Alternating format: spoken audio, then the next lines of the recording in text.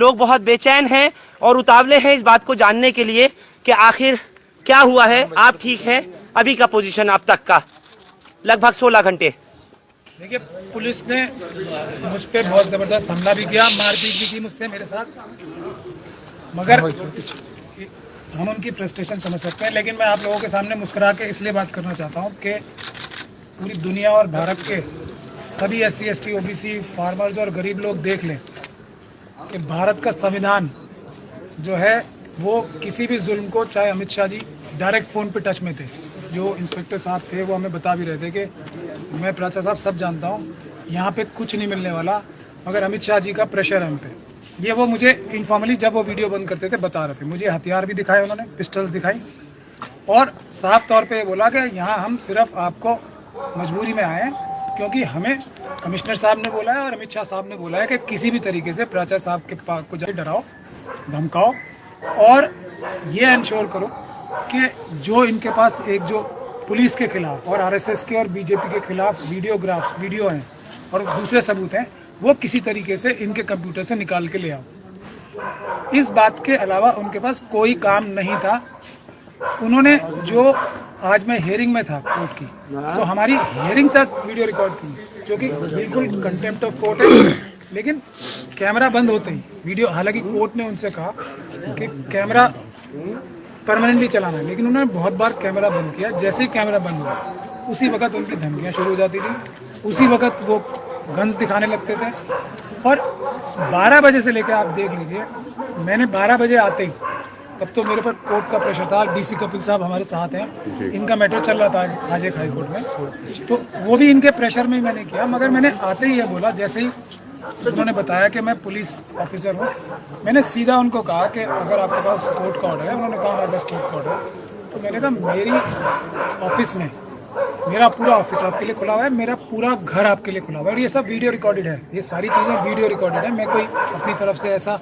बयान नहीं दे रहा हूँ जो कि वीडियो रिकॉर्डिंग नहीं। आप सारे कंप्यूटर्स मेरे देख लीजिए, सारे मेरी फाइल्स देख लीजिए।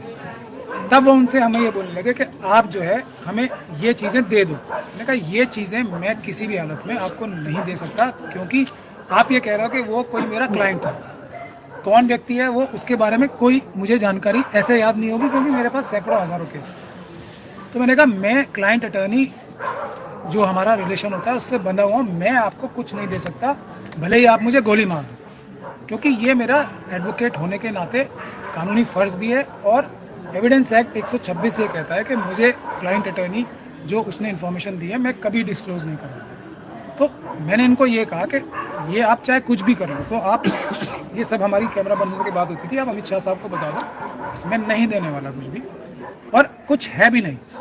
आप खुद ले लीजिए, वो मैं आपको नहीं रोकूंगा, क्योंकि कोर्ट ने आपको ऑर्डर किया। आप मेरे सारे कंप्यूटर्स चेक कीजिए, मेरी सारी फाइल्स चेक कीजिए, मेरी बॉडी में से सब कुछ तलाशी ले लीजिए। उन्होंने मेरे बाथरूम्स तक देखे हैं जाकर, और सबकी वीडियोग्राफी है, एक एक बाथरूम, एक एक टेबल के नीचे तक घुस के देखा है उन्होंने, सब वीडियोग्राफ्ड है। और जब उन्हें कुछ नहीं मिला इतने घंटे बाद भी, तो वो सब और रेगुलर बाहर जाके पुलिस से बात कर रहे थे। एक बार नीचे आप सब लोगों ने देखा आने लगे थे, फिर बिल्कुल नीचे तक आके शायद उन्हें दोबारा फ़ोन आया, उन्होंने किसी से फ़ोन पे बात की, वो फिर ऊपर आ गए, और फिर इस बार आके उन्होंने फिजिकल मेरे साथ बहुत मारपीट की। मेरे एक्चुअली स्पाइन की प्रॉब्लम भी है, और इनको पता भी थी ये बात, क्योंकि बहुत सारे लोगों को पता है, और ये तो मुझे बता ही रहता है कि मैं आपके बारे में A से लेकर Z तक सब पता है। तो मेरी स्पाइन में भी चोट लगी है, इसलिए मैं बहुत तकलीफ में हूँ भी, मगर मैं मुस्कुरा के इसलिए बात कर रहा हूँ कि जो लोग मुझसे उम्मीद रखते हैं और एडवोकेट कम्युनिटी से उम्मीद रखते हैं कि जो कोई भी अन्याय होगा, और भारत के संविधान से जो लोग उम्मीद रखते हैं, तो वह ये हौसला रखें कि ये कोई भी जुल्म कर रहे हैं। भारत का संविधान इतना ताकतवर है कि अगर उसको ठीक से फॉलो किया जाए, तो हम लोग भारत के संविधान के माध्यम से